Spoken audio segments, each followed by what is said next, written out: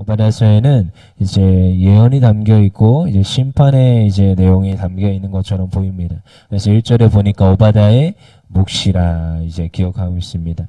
이제 묵시라는 것은 특별히 이제 그냥 단순히 해석하는 것이 아니라 상징적인 의미들이 있습니다. 근데 이제 오바댜가 이제 이름이 되게 독특하잖아요.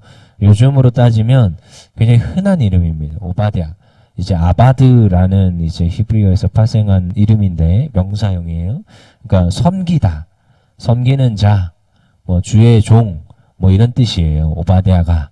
그러면은 이제 요즘에는 굉장히 흔한 이름, 뭐 요셉 같은 이름, 뭐 이삭, 야곱, 바울, 굉장히 흔하디 흔한 하나님을 섬기는 자들의 인칭이잖아요. 그것처럼 이제 오바댜, 그는 하나님을 섬기는 자. 그러니까 이 당시에는 흔하디 흔한 이름이에요. 흔하디 흔한.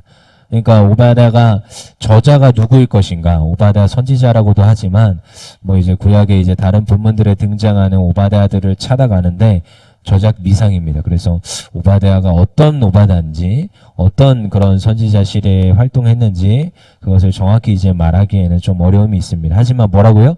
묵시라고 합니다. 근데 이제 어디에 내리는 묵시예요? 에돔의 심판에 대한 묵시라는 거예요. 에돔, 왜 하필 그 많고 많은 열방 강대국 중에서 꼭 지칭하여서 에돔이라고 했을까? 그건 잘 모르겠습니다. 근데 이제 그 단순히 그냥 에돔만 말한 것이 아니라 모든 이들에 대한 심판을 말하고 있다라는 것을 우리는 기억하면 됩니다. 그래서 이제 뒤에 나오는 이제 요나서가 있죠. 그래서 12소선지서를 같이 봐야 된다고 했어요. 근데 이제 요나서가 이제 또 뭐예요? 니느웨에 대한 심판에 대해서 이야기하잖아요. 그것처럼 이제 에돔에 대한 심판, 그냥 단순히 니느웨와 에돔에 대한 심판만 말하는 게 아니라 온 열방에 대한 심판을 하나님 말씀하고 싶은 거예요. 그래서 이스라엘의 어떤 멸망과 심판에 대해서 이야기를 하다가 차츰차츰 열방에 대한 심판으로 이어집니다. 그러니까 하나님의 관심은 그냥 단순히 택한 백성에게만 있는 게 아니라 온 열방에게 다 관심이 있다라는 것을 우리가 항상 생각해야 됩니다. 그래서요, 뭐 한편으로는 이제 택한 백성만 하나님 관심 가지면 되지요. 이런 좀 이기적인 마음이 들 때도 있지만 우리는 왜 하나님 택한 백성이라고 생각을 하잖아요. 그렇지만 하나님 원하시는 건 수많은 민족, 수많은 저기 죽어가는 그 하나님의 자녀들, 아직 돌아오지 않은 자녀들에게 관심이 있다는 걸 기억해야 됩니다. 그래서요, 누구도요, 하나님의 심판 앞에서는 피해갈 자가 없습니다. 그래서 그것을 항상 기억해야 되고, 그래서 누군가는 이제 성경을 읽다가 때로는 시험에 들 때가 있어요. 왜요? 택한 백성이요. 이거에서요, 누군가는 시험에 든대요. 저 이해가 안 되죠? 저희는 택한 백성이요 하면 기분이 되게 좋지 않아요. 여러분, 여기 있는 우리 모두는 하나님의 택한 백성인 줄 믿습니다. 그래서 새벽 예배도 나오고 기도하는 하나님의 백성인 줄 믿습니다. 근데요, 누군가는 전 택한 받지 못한 것 같아요. 성경을 읽고 있으면서도 저의 삶은 택한 받지 못한 삶인 것 같아요. 뭐 이런 말을 할 때가 있더라고요. 그럼 그거에 시험 든다고 하더라고요. 근데 아니에요. 하나님 택한 하나님의 백성인 줄 믿습니다. 예정론을 말하며 누군가는 이제 택했고 누군가는 택하지 못했다. 사실은 야곱과 에서의 이야기를 보면서 여러분 이미 태중에서 하나님께서 야곱을 택해요. 태중에서. 그가 어떻게 하고 그가 어떻게 삶을 살아내고 이런 거 전혀 상관이 없습니다. 그냥 태어나기 직전부터 하나님 야곱을 택했어요. 제가 그걸 볼 때마다 저도 이제 살짝, 근데 그건 하나님의 높으신 계획이고 하나님의 놀라운 하나님의 계획과 섭리가 있기 때문에 저희는 알지가 못합니다. 때로 우리가 강성하여서 힘이 있을 때도 있지만 육신이 육신이 또한 노쇠하여서 하나님 앞에 또한 그 건강을 잃어버릴 때, 또한 나이가 들어갈 때 여러 가지 그런 때들이 있습니다. 근데요, 그 때마다 하나님의 선하신 계획과 인도하심, 하나님의 택하심과 또한 부르신 은혜와 때로는 그냥 내버려 두시는 그 은혜와 그 모든 때가 있다라는 걸 우리가 기억해야 됩니다. 사람은 안다 모른다? 잘 모른다. 하지만 에돔을 오늘 하나님께서 부르시고 있다는 거예요. 에돔에게 심판의 멸망을 선포하지만 여러분 항상 소선지서는 멸망을 말하는 게 아닙니다. 멸망을 선포할 때 하는 말이 뭐예요? 돌이켜라. 제발 좀 돌아와. 여기 부모님들이잖아요. 다들. 그러면은 자녀들에게 매를 들 때 이유가 뭡니까? 왜 자녀들을 꾸짖습니까? 잘못되라고요? 절대 그러지 않습니다. 하나님 절대 그러지 않아요. 손에 매를 드시고 심판과 멸망을 말하실 때는 돌이키라는 거예요. 제발 좀 돌아와. 하나님은 멸망이 아니요, 우리에게 회복과 구원이요, 우리에게 축복을 주시길 원하시는 하나님이신 줄 믿습니다. 그 하나님을 의지하고 소망하고 달려가는 주의 거룩한 백성 되어야 될 줄 믿습니다. 자, 뭐라고 할 거예요? 2절입니다. 읽어보겠습니다. 2절 시작. 보라, 내가 너를 나라들 가운데 매우 작게 하였으므로 내가 크게 멸시를 받느니라. 너희들이여 에돔에 대하여 주 여호와께서 에돔에 대하여 이와 같이 말하는데, 그 소식을 그 곧 사자가 나라들 가운데 보내심을 받아 너희는 일어나라, 우리가 일어나서 그와 싸우자 하는 것이라. 에돔에 대하여 이제 이같이 말하는데, 에돔이 이제 결국은 멸망당할 거라는 거예요. 그들이 뭐 하였다는 거예요? 특히 이유에 대해서 3절에 명확히 말합니다. 너의 마음의 교만이 너를 속였도다. 바위 틈에 거주하며 높은 곳에 사는 자여, 내가 마음에 이르기를 누가 능히 나를 땅에 끌어내리겠느냐 하니, 너희가 결국 멸망을 당하고 너희가 멸시를 당하고 작게 될 것인데, 그 이유인 즉슨 교만하였다는 거예요. 여러분, 이것은 온 백성, 하나님의 백성 포함 열방을 말하고 있는 거예요. 여러분, 우리가 교만하지 않기를 원합니다. 어느 순간 하나님을 따르는 주의 백성들이, 특별히 하나님 앞에 나오는 주의 거룩한 하나님을 섬겨야 될 백성들이 교만한 가운데 무너지는 것을 수없이 봅니다. 여전히 동의단하다는 거예요. 하나님께서 말씀하시고 싶은 것은 너희가 스스로 교만하다 하는데 그것은 교만이다. 여러분, 우리 아까도 악모하는 자라는 찬양을 불렀지요. 독수리같이 높아지는 것은 하나님 원하시고 하나님 자녀에게 주시는 축복이에요. 하지만 높아지는 것이 하나님의 영광을 나타내는 높아짐이어야지, 나 스스로 내 자리에서 높아지는 것은 교만이라 말합니다. 그래서 여러분, 우리가 잘 될 때 항상 우리는 조심해야 됩니다. 우리가 승승장구할 때 항상 조심해야 됩니다. 아니요, 내 삶이 평안하고 아무 이유 없을 때 하나님 앞에 더 교만할 수 있다는 위험이 있기 때문에 더 조심해야 됩니다. 그래서 어떻게 해야 돼요? 하나님 앞에 더 겸손해지고 나 자신은 그 자세로 가야 된다는 거예요. 왜요? 오늘도 에돔이 멸망하는 이유가 명확하기 때문이에요. 교만하였도다. 교만이 뭘 했대요? 너를 속였도다. 착각하게 만드는 거예요. 내가 교만한지를 모르게 하고 내가 내 삶이 어떤지를 모르게 합니다.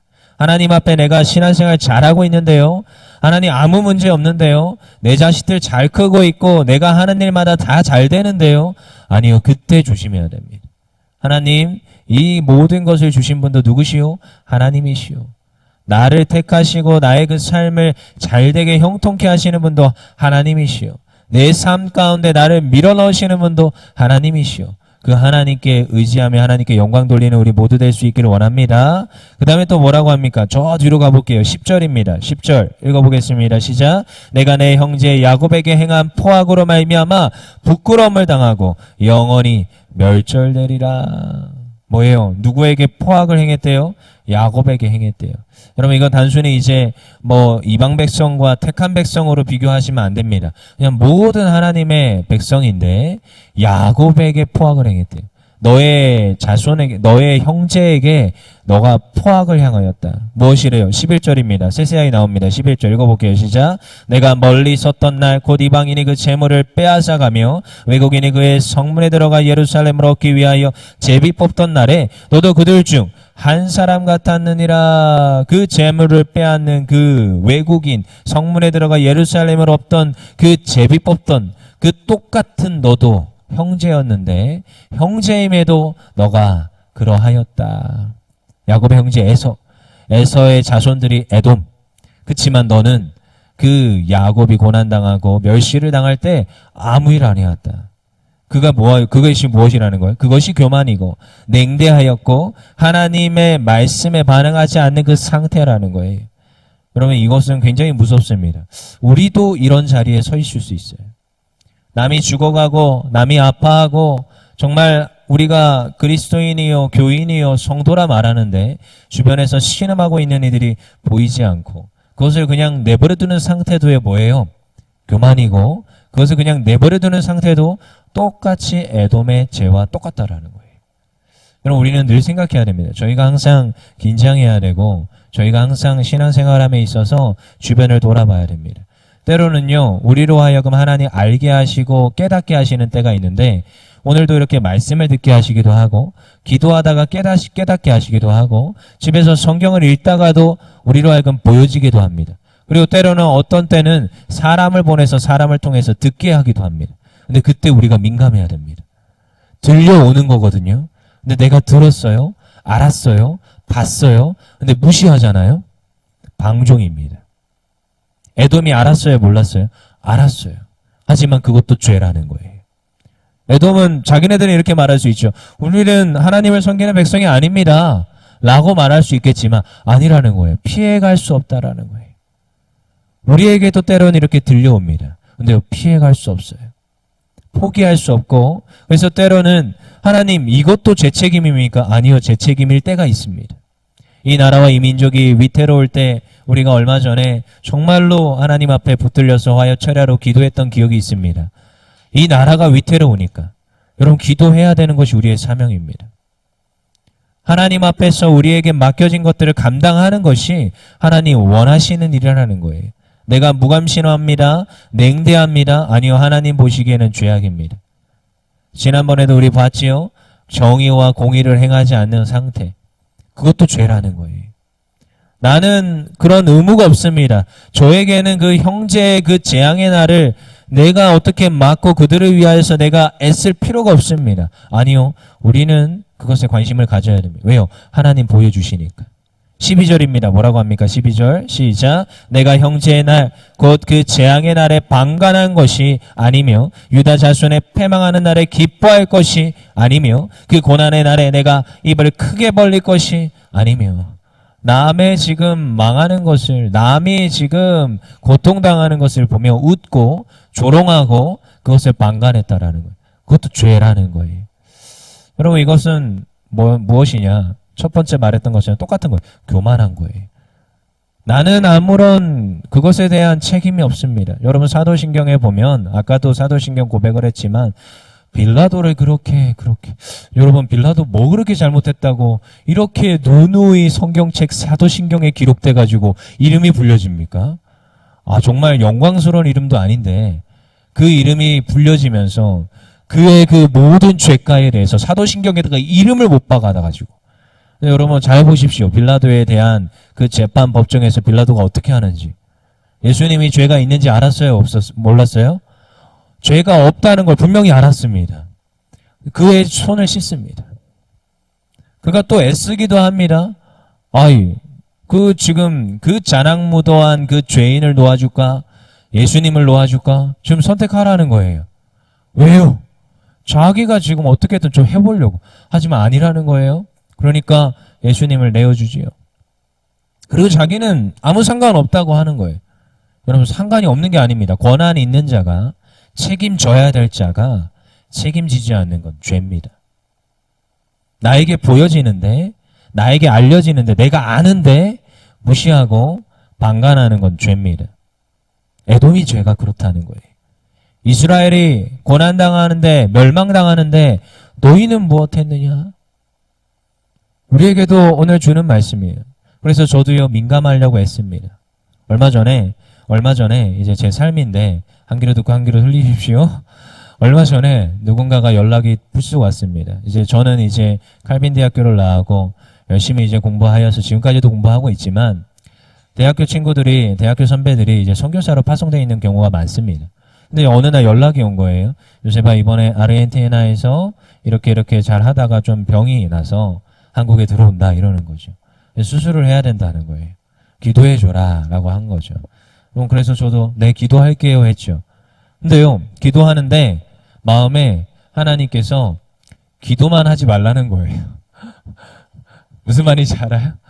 그래서 물어봤습니다. 동생이에요. 동생 선교사인데 이제 결혼한 남편도 알고 그 친구도 알고 해서 그래서 물어봤죠. 그래서 계좌번호 좀 알려줘라. 감동이 있어서 좀 보내고 싶다. 그래서 또 이렇게 부인 몰래 모아놓은 거를 또 이제 보내줬어요. 그랬더니 5월 초에 이제 들어와서 이제 지지난주에 지난주에 이제 수술을 해서 이제 회복 중에 있다라는 이제 소식을 듣습니다. 근데요, 이제 들려오는 것들이 종종 있어요. 그 모든 걸 다 할 수는 없습니다. 그렇지만 분별해야 되고 판별해야 됩니다. 방관하고 무시하고 모르는 척하고 나는 아니야 슬쩍 발 빼고. 근데 여러분, 우리가 고민해 봐야 됩니다. 오바댜서가 그럴 수 있어요. 너가 교만하다는 거예요. 너가 방관했다는 거예요. 너가 방종했다는 거예요. 이건 죄라고 말합니다. 그래서 정말 새겨들어야 됩니다. 하나님 앞에 내가 해야 된다라고 사인을 줄 때가 있습니다. 여러분, 그때는 해야 합니다.